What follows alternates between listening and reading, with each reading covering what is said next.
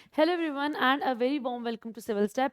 And बच्चे आज हम कवर करेंगे आज सेकंड सेशन इन प्रतिबद्ध सीरीज, जिसमें हम कवर करेंगे कि हाँ जी, हमने जो पिछली क्लास में इंडिया एंड इट्स नेबरहुड के ऊपर जो कंटेंट डिस्कस किया था कि इंडिया और अगर नेबरहुड के ऊपर क्वेश्चन आ रहा है, नेबरहुड फर्स्ट पॉलिसी पूछी जा रही है, तो how you would have attempted that question. तो अब आज हम देखेंगे कि पिछले 10 सालों में यूपीएससी ने इसी टॉपिक से कौन कौन से क्वेश्चन फ्रेम किए हैं।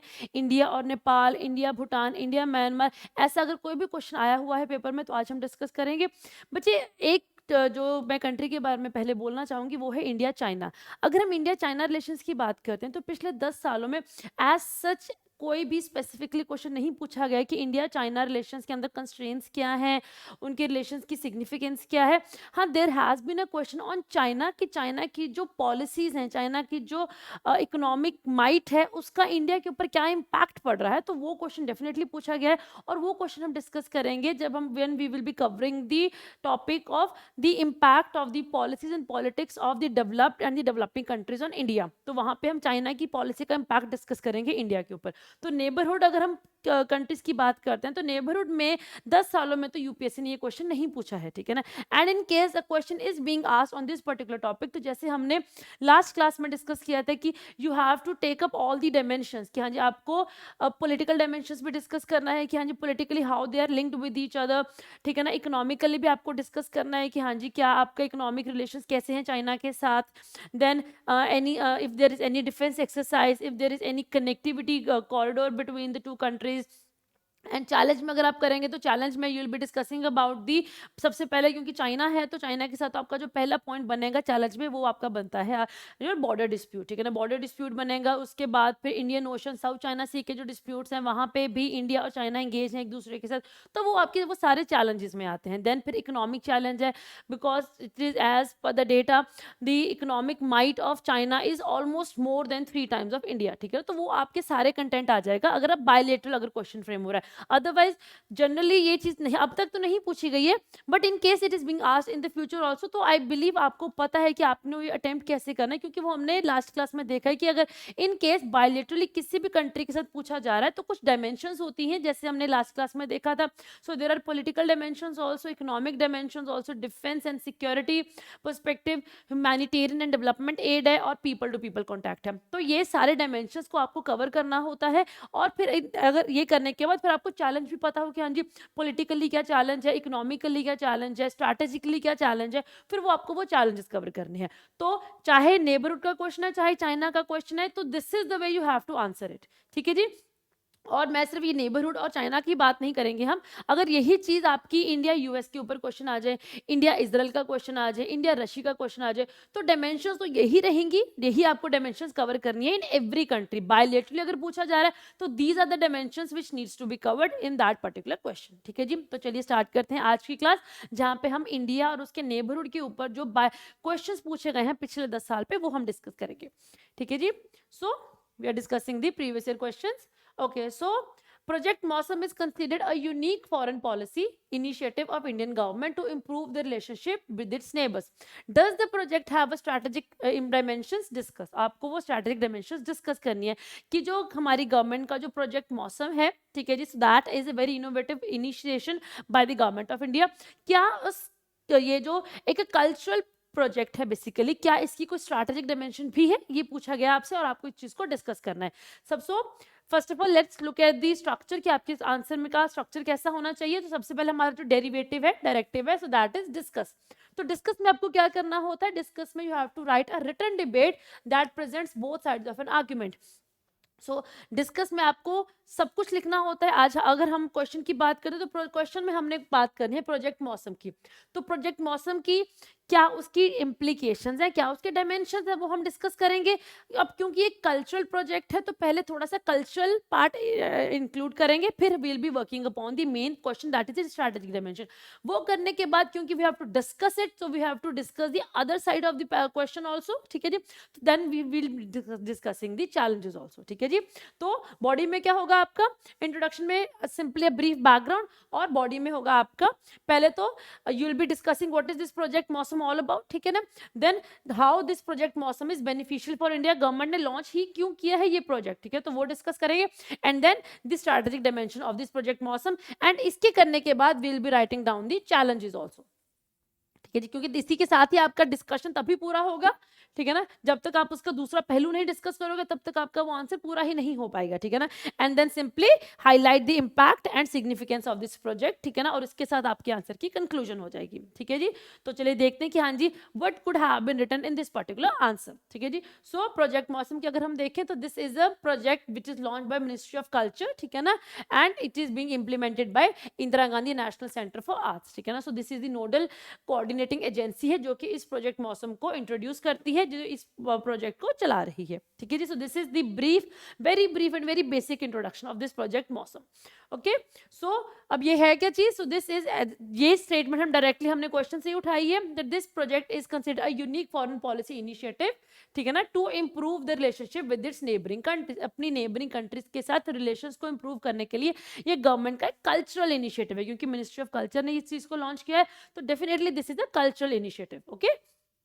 सो पहला क्या है, so this is inspired by India's historical role, क्योंकि हिस्टोरिकली अगर हम देखें तो historically this all region was all interlinked, तो इंडिया के हिस्टोरिकल रोल को देखते हुए दोबारा से हम उसी रोल के ऊपर आ रहे हैं कि हाँ जी इंडिया ने पहले से ही एंशियंट टाइम से ही इस पूरे के पूरे सब कॉन्टिनेंट को इंटीग्रेट करके रखा हुआ है।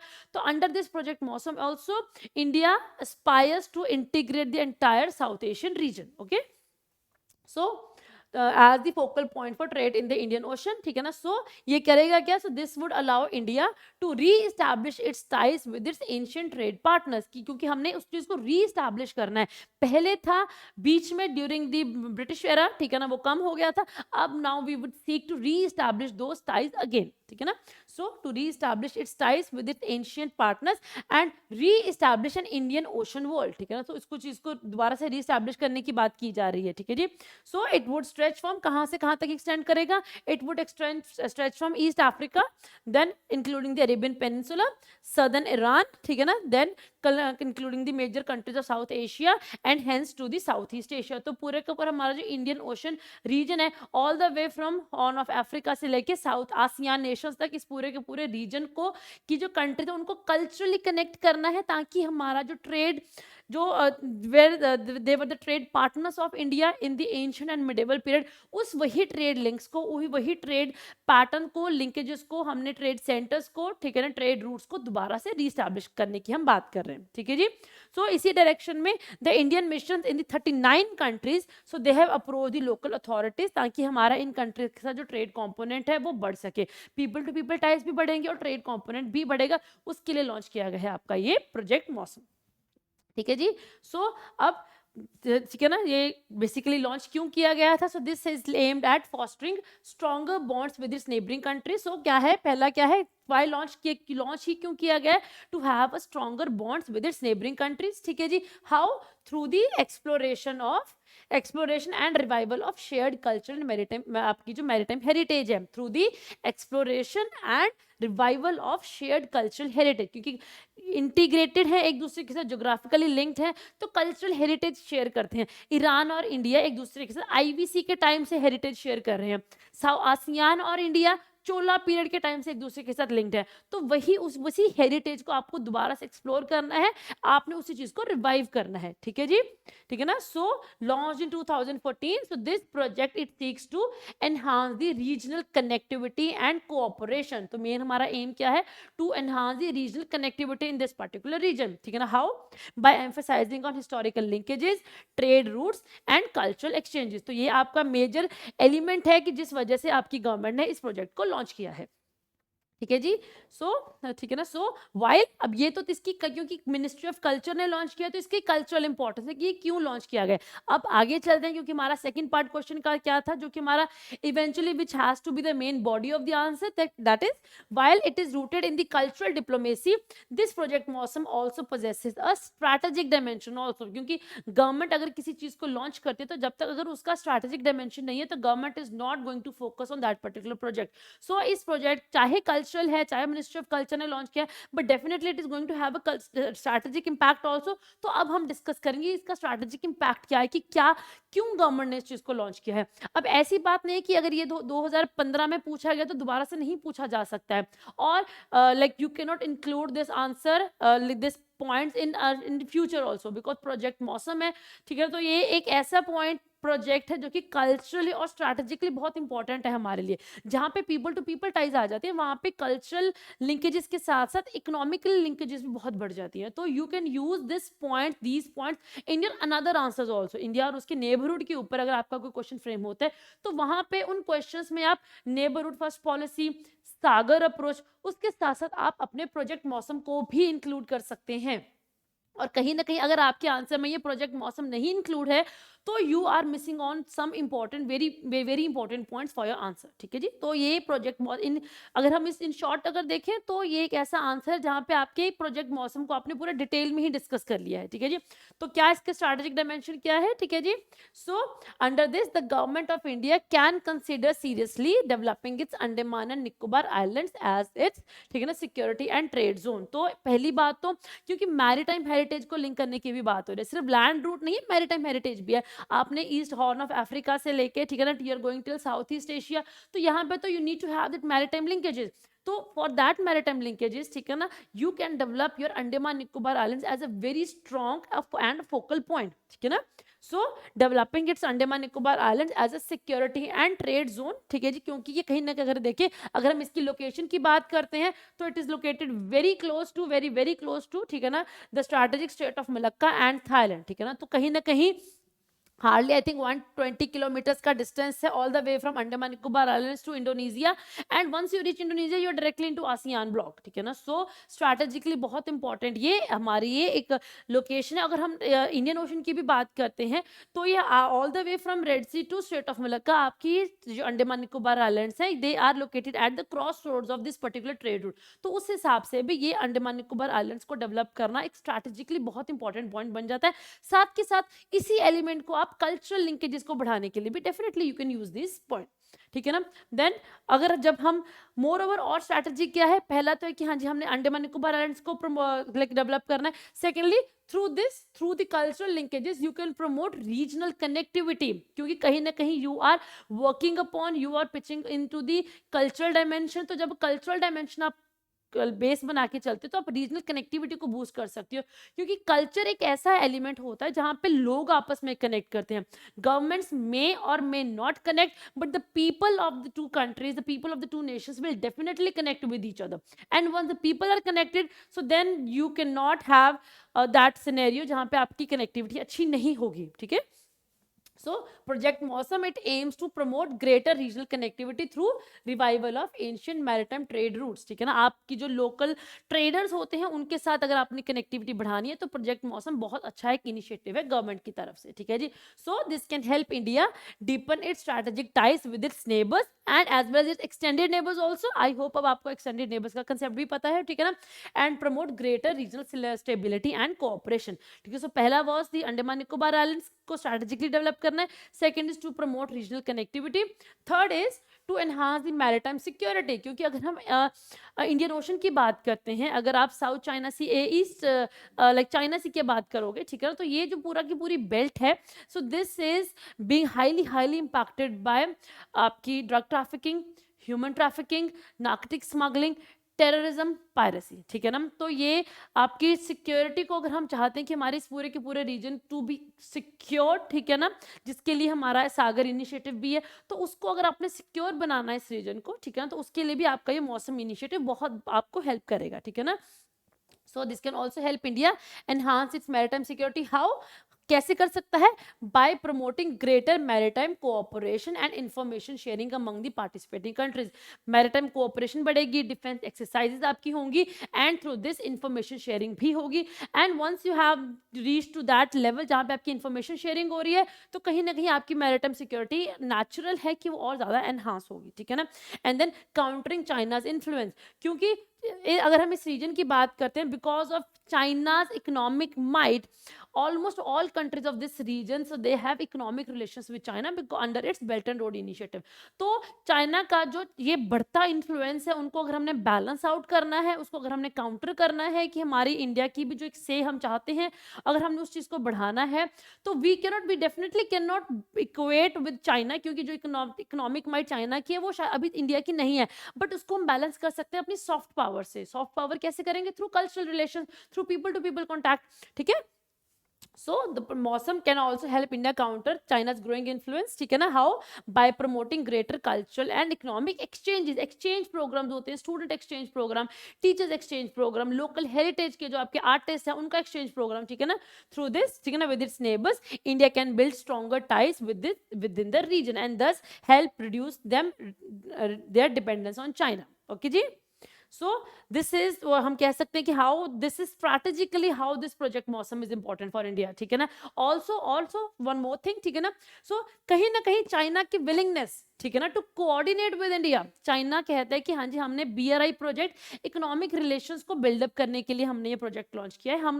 हमने इस प्रोजेक्ट के अंदर हमने किसी भी कंट्री को इंडेटनेस के अंदर लाने की हम नहीं बात कर रहे हैं. और चाइना की ये विलिंगनेस की वो हम अपने BRI प्रोजेक्ट को इंडिया के प्रोजेक्ट मौसम के साथ इंक्लाइन करने की बात कर रहा है, सिंक्रोनाइज करने की बात कर रहा है.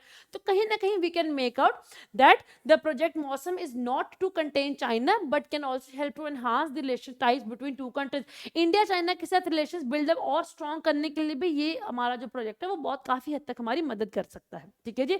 सो with this you can simply conclude your answer that how this project Mausam is very essential. क्योंकि हमने इस आंसर में कुछ नेगेटिव नहीं लिखा है, we have discuss the positives.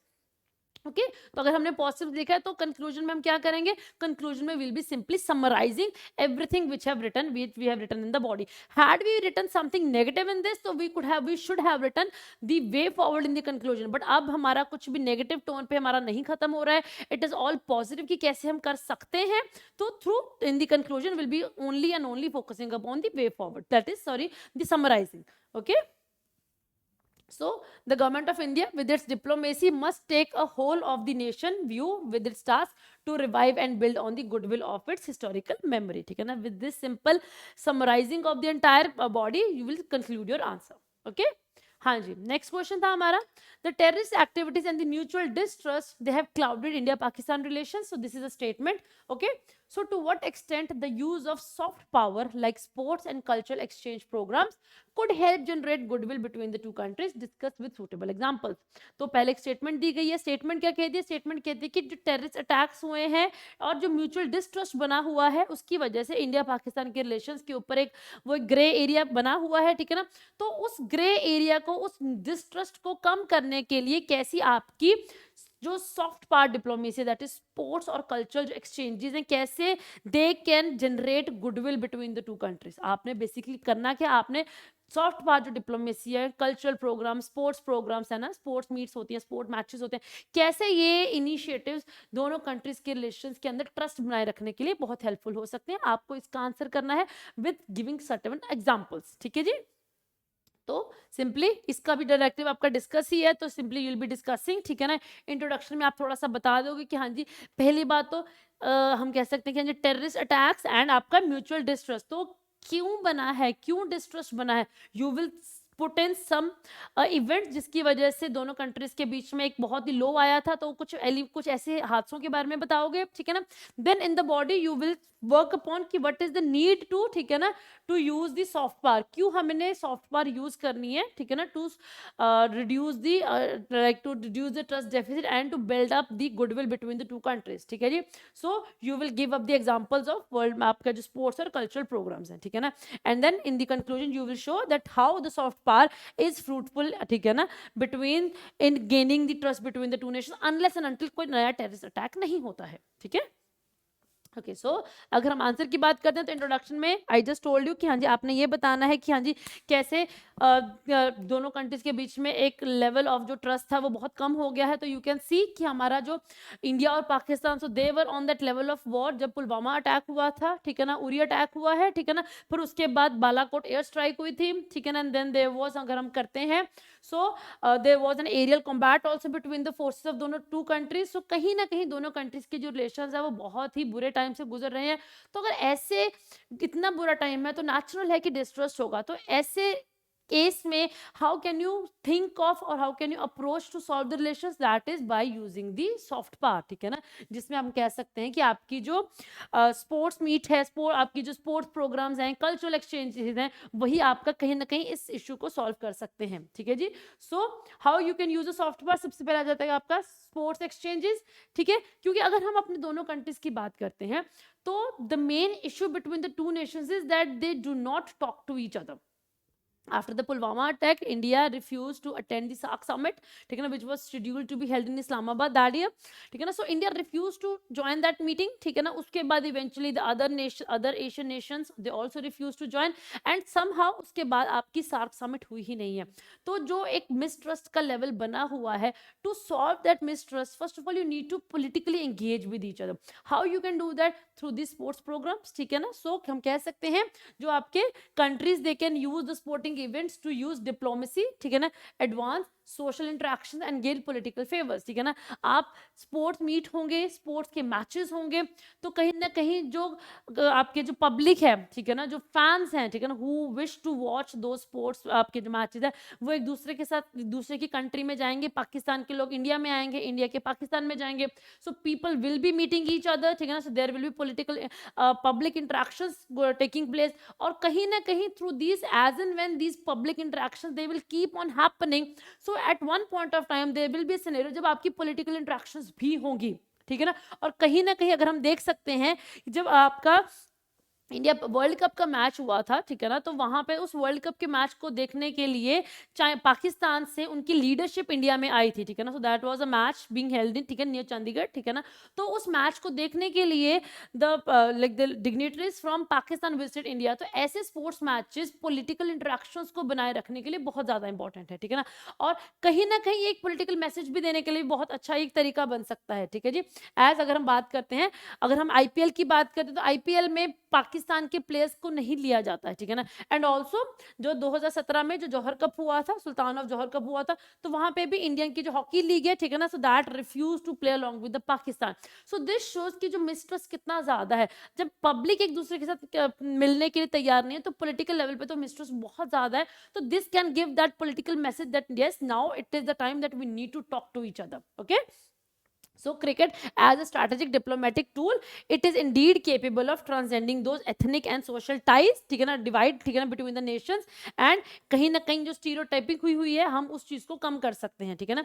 So how can you do this? Expanding IPL to Pakistan cities, expanding IPL to Kashmir, ठीक है जी, including the players from the Kashmir Pakistan cricket team also, ठीक है। So that can be very good initiative जहाँ पे आप sports को use कर सकते हैं, ठीक है जी। लाइक आपके पास कबड्डी लीग है तो you can use the kabaddi players from the Pakistan also, not we don't have to limit ourselves to cricket only, ठीक है ना। वी हैव गॉट, आपके पास हॉकी भी है, आपके पास कबड्डी भी है, जिनकी लीग्स हो रही हैं, ठीक है ना। तो यू कैन यूज एवरीथिंग जो लीग्स हो रही है। सो अगर if we can invite the players from other nations, why not Pakistan, ठीक है ना। So that is a very very important tool through which you can have this political interactions between the leadership, okay. अगर हम cultural exchanges की बात करते हैं तो आज की डेट में इंडिया का जो बॉलीवुड है, इंडिया की जो टेलीविजन इंडस्ट्री है, so that is very very famous in Pakistan, ठीक है ना। And similarly not just Indian industry, ठीक है ना, इवन द पाकिस्तानी जो सीरियल्स हैं, एग्जांपल जिंदगी गुलजार है, so that is very much liked by the Indian, हमारी जो पब्लिक है। इंडिया पाकिस्तान के जो आर्टिस्ट हैं, ठीक है ना, टीवी आर्टिस्ट हैं, उनके जो सिंगर्स हैं, उनका जो क्रिएटिविटी है, so that is very much liked in India. तो कहीं ना कहीं वो चीज भी एक ऐसा एलिमेंट है which can help bridging that cultural the political divide between the two countries, ठीक है जी। देन अगर हम बात करते हैं, so there is called something called as Rekhta concerts, ठीक है। तो यहाँ पे ये एक आपकी कल्चरल शोकेसिंग होती है जहाँ पे आपकी Urdu poetry, Urdu literature, qawwali, Islamic calligraphy, ठीक है ना, गजल, सूफी म्यूजिक, ठीक है ना, ये वो ऐसे इवेंट्स होते हैं जहाँ पे वी हैव द कॉमन आपकी वो है पब्लिक है। पाकिस्तान के जो लोग हैं वो भी इन चीज़ों को पसंद करते हैं। इंडिया में भी बहुत सारी ऐसी पब्लिक है जो कि मुस्लिम जो लिटरेचर है, कवाली, सूफिज्म में अपना इंटरेस्ट शो करती है। तो you can use these concerts also, okay. So this shows that we have got common cultural affiliations between India and Pakistan, and we should definitely work upon using these platform, okay. Then Coke Studio very very important, ठीक है ना। सो Coke studio भी एक ऐसा है, ठीक है ना, ऐसा प्लेटफॉर्म है which can also serve as important diplomatic function, not just the cultural but it can also act as a very important diplomatic function also, ठीक है ना, फॉर इंडिया पाकिस्तान रिलेशन, ठीक है जी। तो इन्फ्लुएंस बहुत बड़ा है, चाहे वो पाकिस्तान है चाहे वो नॉर्थ इंडिया की आप बात कर लोगे, सिंगर्स आते हैं दोनों कंट्रीज के। तो अगर हम रिलेशंस को इंप्रूव करने की बात करते हैं तो कल्चरल लाइक स्पोर्ट्स कल्चरली भी ये बहुत ही बड़ा रोल प्ले करते हैं, ठीक है। Then there is initiative which is called as Aman ki Asha, ठीक है ना, which was launch in 2010 to promote people to people contact and cultural exchanges between the two countries. तो this initiative can also prove very very beneficial, ठीक है ना, and has that potential in improving the bilateral ties between the two nations, okay. and simply you can conclude your answer by summarizing, ठीक है ना। so because हमने अपने solution में हमने body में बात की है how you can improve the ties, ठीक है ना। so you can simply conclude your answer by summarizing it, ठीक है ना, whatever you have written in the body, okay। next, India is an age old friend of Sri Lanka, ये this was the statement, ठीक है, in the question discuss India's role in the recent crisis in Sri Lanka in light of the preceding statement, ठीक है जी। India is an age old friend of Sri Lanka, इस statement के basis पे आपने answer करना है कि what was the India's role in the recent crisis in Sri Lanka. 2021-22 में जो श्रीलंका में क्राइसिस हुए थे उस क्राइसिस में इंडिया का क्या रोल रहा है, ठीक है ना। so ये आपको आंसर करना था 150 वर्ड्स में, ये पूछा गया था अंडर 10 मार्क्स इन 2022 के यूपीएससी सीएससी एग्जाम, ठीक है, पेपर नंबर 2 में जीएस 2 का पार्ट था ये, ठीक है। तो again directive was again the same, that is discussion. So introduction में क्या करना था, इंट्रोडक्शन में you simply have to tell about the ties between India and Sri Lanka, okay, and what about the body। so पहले बात तो आप थोड़ा सा बता दो कि हाँ जी श्रीलंका में ये क्राइसिस हुए ही क्यों है, ठीक है ना। हमने इंट्रोडक्शन भी जनरली जब अगर आपके यूपीएससी आपको कोई स्टेटमेंट दे रहा है तो आपको अपनी इंट्रोडक्शन और स्टेटमेंट से ही उठानी है, कोई बहुत ज्यादा आपको सोचने की जरूरत है, सिंपली क्लेरिफाई दैट स्टेटमेंट, क्योंकि आपको स्टेटमेंट उन्होंने डिस्कस करने के लिए कहा है, आपको उस चीज को बताना कि हाँ जी कैसे इंडिया ने उस स्टेटमेंट को ध्यान में रखते हुए श्रीलंका की हेल्प की है। तो आपको पहले तो इंट्रोडक्शन में उस स्टेटमेंट को वैलिडेट करना कि yes this is the statement is 100% true. फिर बॉडी पे आओगे तो पहले क्राइसिस की बात हुई है तो क्राइसिस बताओ कि क्राइसिस हुआ ही क्यों है, ठीक है।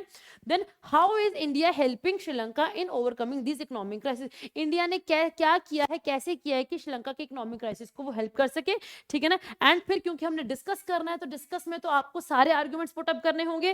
Then you have to write the challenges also कि इस इकोनॉमिक क्राइसिस को हेल्प करते हुए इंडिया को कौन से चैलेंजेस फेस करने पड़ रहे हैं, ठीक है ना। एंड देन आफ्टर दिस क्योंकि यू विल बी राइटिंग हमने क्या किया है, how India is helping, what are the other challenges which India can face, then in conclusion what you will write, you will be writing the approach कि हाँ जी इस challenges को undertake करते हुए एड्रेस करते हुए कैसे इंडिया चाइना श्रीलंका के साथ अपने रिलेशंस को और अच्छा कर सकता है, ठीक है। सो अगर हम बात करते हैं तो Sri Lanka is one of the neighbouring countries of India है, ठीक है जी। अशोका के टाइम से, क्योंकि एज ओल्ड की बात हो ना, एज ओल्ड फ्रेंड है तो सिंस एंशिएंट पीरियड अशोका के टाइम से ही हमारे रिलेशंस हैं, ठीक है ना। So then there was a period of Chola empire also, ठीक है ना। सो उसके तब से ही हमारी जो कनेक्टिविटी श्रीलंका के साथ वो बहुत गहरी है, शुरू से ही हमारे और श्रीलंका के जो रिलेशंस हैं वो कल्चरली और इकोनॉमिकली बहुत अच्छे रहे हैं, ठीक है जी। जो यू कैन हैव दिस, ठीक है ना, that both the countries they have a legacy of intellectual, cultural, religious and linguistic interactions। So you through this statement you are proving that yes both the countries they have age old relationship, that's it, ठीक है ना। अब coming to the question, ठीक है ना, currently Sri Lanka is under the grip of unprecedented economic crisis, ठीक है ना, क्योंकि टर्मोइल था बहुत बड़े स्केल पे हुआ था, उससे पहले ऐसा कभी भी श्रीलंका में नहीं हुआ था। तो आपने पहले एक बेसिक ओवरव्यू दे देना है कि हाँ जी श्रीलंका का क्राइसिस क्या था, ठीक है। अब क्यों हुआ था क्राइसिस, क्योंकि इकोनॉमिक क्राइसिस इकोनॉमिक टर्मोइल था, क्यों हुआ था economic turmoil, so there must be some reasons. क्या रीजंस से देख लेते हैं। पहला तो था ईस्टर बॉम्बिंग 2011 में, ठीक है ना, ईस्टर वाले दिन वहां पे बहुत बड़े 5 स्टार होटल्स में बॉम्बिंग्स हुई थी। तो कहीं ना कहीं दैट हम कह सकते हैं कि उस बॉम्बिंग के एपिसोड ने कहीं ना कहीं टूरिज्म के जो इनफ्लक्स को के ऊपर इम्पैक्ट डाला था। So there was a decline in the influx of tourist. So the हम कहेंगे बिगिनिंग और the initiation of turmoil happened from that particular event itself, ठीक है जी। सो द ईस्टर बॉम्बिंग्स, ठीक है ना, विच इम्पैक्ट टूरिज्म इंडस्ट्री, ठीक है ना, जिसकी वजह से उनके which has led to decline in the forex reserve. उसी दिन से उसी इंसिडेंट के बाद से ही श्रीलंका के जो फॉरेक्स रिजर्व्स हैं उनका डिक्लाइन होना स्टार्ट हो गया था, ठीक है जी। देन in 2019, ठीक है ना, then there was a new government who promised lower tax rates. अब जनरली क्या होता है कि जब हम इकोनॉमिकली जब गवर्नमेंट टैक्सेस कम करती है तो कहीं ना कहीं that acts as a motivation for the entire public of that country to pay the taxes, कि टैक्स रेट कम है चलो पे कर देते हैं. बट अगर हम श्रीलंका के केस की बात करते हैं तो ऑलरेडी उस कंट्री में टैक्स रेट कम था, ठीक है ना. सो टैक्स रेट अगर कम है तो नेचुरली आपकी जो टैक्स कलेक्शन है वो भी कम होगी. अब अगर उससे भी आपने टैक्स रेट कम कर दिया तो मतलब गवर्नमेंट के पास उतना पैसा उतना रेवेन्यू आया ही नहीं है, so that they can undertake the जो आपकी पब्लिक वेलफेयर स्कीम्स हैं, ठीक है ना. तो टैक्स रेट कम कर दिया तो गवर्नमेंट का रेवेन्यू कम हो गया, ठीक है जी. फिर उसके बाद आ गया कोविड-19 पैंडेमिक, ठीक है जी. कोविड-19 पैंडेमिक आ गया, उसने तो पूरे के पूरे इंटरनेशनल ट्रेड पे ही एक रोक लगा दी थी. So it impacted the export of T, rubber, spices and garments, जिसके लिए श्रीलंका जाना जाता है, ठीक है. तो इसके ऊपर कर्ब लग गया था. Plus moreover so there was the tourism industry, so that was also very badly hit with आपकी कोविड. तो उसकी वजह से और ज्यादा फॉरेक्स रिजर्व्स कम हो गए थे, जितने पहले आ रहे थे उससे भी ज्यादा कम हो गए हैं, ठीक है ना. फिर उसके बाद जब 2020-21 की जो आपका आया है, ठीक है ना, गवर्नमेंट आई है, सो देयर वाज, हम कह सकते हैं कि हाई गवर्नमेंट एक्सपेंडिचर, ठीक है ना. सो गवर्नमेंट एक्सपेंडिचर था, आपकी जो फ्रीबीज दी जाती हैं बाय द गवर्नमेंट, उन फ्रीबीज की तरफ से भी जो आपकी गवर्नमेंट की जो एक्सपेंडिचर थी, ठीक है ना, सो आपका जो फिस्कल डेफिसिट था, क्योंकि गवर्नमेंट एक्सपेंडिचर हो रहा था, रेवेन्यू कोई आ नहीं रहा था, तो जो आपका फिस्कल डेफिसिट था it crossed more than 10%, and 10% is a very big number. अगर हम फिस्कल डेफिसिट की बात करते हैं तो 10% बहुत ज्यादा होता है, ठीक है ना. सो फिस्कल डेफिसिट गवर्नमेंट का 10% बढ़ गया, ठीक है ना. एंड 21 में एक बहुत बड़ा स्टेप लिया गया था by the government, that there was an overnight shift to organic farming. जब ओवरनाइट शिफ्ट होता है तो अगर आपका जो सॉइल है उसको अगर आप ऑर्गेनिक फार्मिंग पे ला रहे हो तो सॉइल को एडजस्ट करने में, सेटल डाउन करने में भी टाइम लगता है. अगर आप immediately overnight you are shifting from the chemical pesticides to organic manures, तो एक या दो एग्री क्रॉपिंग सीजन के लिए आपकी एग्रीकल्चर प्रोडक्टिविटी कम होगी. प्रोडक्टिविटी कम होगी तो कहीं ना कहीं ये इस चीज के ऊपर इम्पैक्ट पड़ेगा, टी पे, रबर पे, स्पाइसेस पे. तो again there will be lowered forex reserves in the country, ठीक है जी. सो अगेन, ठीक है ना, दिस इम्पैक्टेड फूड प्रोडक्शन, ठीक है ना. सो सिविल सोसाइटी में जो अनरेस्ट होगी वो और बढ़ जाएगी. सो देव क्या हो रहा था यहाँ पे, ठीक है ना, सोसाइटल सिविल, ठीक है ना, आपके जो सोसाइटी का ब्रेकडाउन स्टार्ट हो रहा था, इकोनॉमिक क्राइसिस स्टार्ट हो रही थी. तो स्लोली स्लोली फिर उसके बाद क्या हुआ, ठीक है ना. सो देयर वाज, ठीक है ना, the blow of the hammer क्या हुआ था, Russia Ukraine war. Russia Ukraine war start होगी. रशिया यूक्रेन वॉर ने डीजल के प्राइसेस महंगे कर दिए, ठीक है ना. डीजल के प्राइसेस महंगे हो गए तो the economy of the Sri Lanka it collapsed, ठीक है ना. So it collapse. सो अब इस क्राइसिस में इंडिया क्या क्या रोल रहा है, इंडिया ने क्या किया, अब ये हमने लास्ट क्लास में डिस्कस किया था, हाउ इंडिया इज हेल्पिंग. हम कह सकते हैं कि हमने ह्यूमैनिटेरियन की पॉइंट में भी डिस्कस किया था, हमने इकोनॉमिक एड की भी बात की थी, हमने डेवलपमेंटल एड की भी बात की थी, हमने डिफेंस एड की भी बात की थी. तो यहाँ पे तो आपका इकोनॉमिक, ह्यूमैनिटेरियन और डेवलपमेंट एड आएगा, क्योंकि depending upon the need of the question, ठीक है जी. तो वो यहाँ के जो पॉइंट्स है ना लास्ट क्लास से उठा सकते हैं आप, ठीक है ना. So how India supported Sri Lanka. पहला तो, ठीक है जी, food, health and energy security packages as well as foreign reserves support amounting to $3.5 billion. हमने इतने सब $3.5 billion की सपोर्ट दी थी in the form of food, खाना दिया था, मेडिसिन दी थी, एनर्जी सिक्योरिटी के पैकेजेस दिए थे, ठीक है ना, as well as foreign reserve support, उन्हें डॉलर्स की सपोर्ट दी थी. Everything amounted to $3.5 billion. Secondly, a concessional loan of $1 billion. इसके अलावा एक अलग से $1 billion का कंसेशनल लोन भी दिया गया था. Then there was another thing that LOC, line of credit दिया गया था $500 million का, ठीक है ना. किसके लिए, for financing the purchase of petroleum products, क्योंकि डीजल महंगा हो रहा था, ठीक है ना, और कंट्री के पास इतने फॉरेन रिजर्व्स नहीं थे कि वो डीजल को परचेज कर सके. सो लाइन ऑफ क्रेडिट दी गई थी for purchasing the petroleum products, okay, such as diesel, petrol and aviation fuel, ठीक है ना. Then apart from this 400 metric ton of fuel supplied by India IOC, ठीक है ना, outside the LOC. Line of credit के अलावा यहाँ पे तो $500 million की एलओसी दी गई थी. उसके अलावा अलग से, so there was a consignment of 400 metric ton of fuel. ये अलग से फ्यूल भेजा गया था. एक तो कि फ्यूल खरीदने के लिए पैसे दिए गए थे $500 million का, देन 400 metric ton ऑफ अलग से तेल दिया गया था, so that they can run their economy, okay. Apart from this, so there was a currency swap facility also of $400 million also under the SARC currency swap framework. SARC के under हम करेंगे, SARC के अंदर हमारा currency swap agreement है, ठीक है जी. तो उस एग्रीमेंट के अंदर हमने $400 मिलियन का करेंसी स्वैपिंग किया है कि हाँ जी, अगर श्रीलंका और इंडिया एक दूसरे के साथ ट्रेड करना चाहते हैं तो उन्हें डॉलर्स की जरूरत नहीं है, both the countries can trade with each other in their local currencies, ठीक है, क्योंकि फॉरेन रिजर्व्स नहीं है ना उनके पास, तो करेंसी स्वैपिंग हुई थी, ठीक है ना। Apart from this, consignment of medicine and medical supplies, ठीक है जी, उनके हॉस्पिटल्स के लिए वो हमने गिफ्ट की गई थी to the Sri Lanka. Then a credit line of $55 million for procurement of urea fertilisers, क्योंकि रातों रात they shift to organic farming पे शिफ्ट हुआ है, तो एग्रीकल्चरल प्रोडक्टिविटी नहीं है, एग्रीकल्चरल प्रोडक्टिविटी के लिए दे नीड फर्टिलाइजर्स, ठीक है, फर्टिलाइजर्स के लिए दे नीड दी फॉरेक्स, ठीक है। तो हमने क्या कि हमने 65,000 मेट्रिक टन का यूरिया फर्टिलाइजर के लिए हमने उन्हें डॉलर मतलब उन्हें क्रेडिट दिया था अमाउंटिंग टू $55 मिलियन, ताकि उनकी कल्टीवेशन जो सीजन है वो उसके अंदर उनकी क्रॉपिंग अच्छी हो सके। तो this is everything which India helped Sri Lanka, okay, ठीक है ना। Then apart from this, to boost the tourism in the country, so they have India Sri Lanka had this air bubble agreement between them, and there was an inaugural flight from Sri Lanka to Kushinagar, ठीक है जी, ताकि उनके जो pandemic की वजह से उनका tourism sector hit हुआ था वो टूरिज्म सेक्टर को थोड़ा सा स्टेबल हो सके श्रीलंका, ठीक है जी। अपार्ट फ्रॉम दिस, अगर हम एनर्जी सेक्टर की अगर हम बात करते हैं तो as we discuss in the last class also, ठीक है ना, दोनों कंट्रीज के बीच में त्रिनकोमल्ली ऑयल टैंक फार्म को डेवलप करने का एग्रीमेंट है। Then both the countries also developing a solar power plant at Sampur, and then renewable energy projects in, ये आपका आता था सोलर और विंड सेक्टर में, ठीक है जी, सोलर और विंड सेक्टर में रिन्यूएबल एनर्जी प्लांट्स भी इंडिया की मदद से वो सेट किए जाएंगे, ताकि वहां पे जो ब्लैकआउट हुए थे वो ऐसे ब्लैकआउट इन फ्यूचर में ना हो सके, so that they are able to generate the energy on their own, okay. And this everything was, this is how India helped Sri Lanka during the tough time, okay अब ये किया था, अब कुछ चैलेंजेस भी इंडिया को face करने पड़े होंगे, तो क्या चैलेंजेस थे?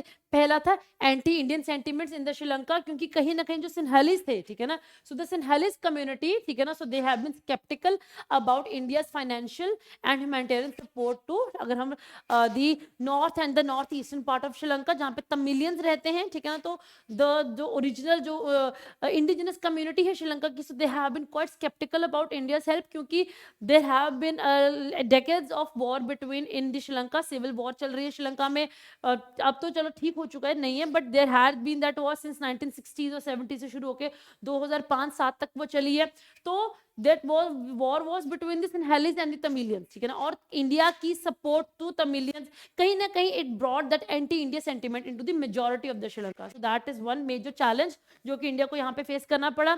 Second is the Chinese presence in Sri Lanka, क्योंकि China all together was pressing upon कि हाँ जी, अगर श्रीलंका को इस इकोनॉमिक टर्मोइल में मदद मिल सकती है या उनकी इकोनॉमिक सिचुएशन इंप्रूव हो सकती है, that can only be in the form of free trade agreement, ठीक है ना। सो अगर आपको अगर हम उनके साथ कोई फ्री ट्रेड एग्रीमेंट होगा, that will be the only possible solution जिसके थ्रू श्रीलंका इस इकोनॉमिक टर्मोइल से बाहर निकल पाएगा। So that these two factors, because we did not want कि श्रीलंका दोबारा से चाइना के उसी इंडेटनेस के अंदर आ जाए, क्योंकि जो इकोनॉमिक इंडेटनेस की वजह से श्रीलंका के जो इकोनॉमिक फॉरेक्स रिजर्व्स खत्म हुए थे, अब वो दोबारा से अगर श्रीलंका उसी सिनेरियो में फंसता है तो फिर it won't be easy to help Sri Lanka in future times, ठीक है ना। तो that was another challenge for India, okay. So how has been India's approach, ठीक है, ये तो हमने किया है। अब इन चैलेंजेस के साथ साथ इंडिया कैसे श्रीलंका की फर्दर कैसे मदद कर सकता है, ठीक है जी।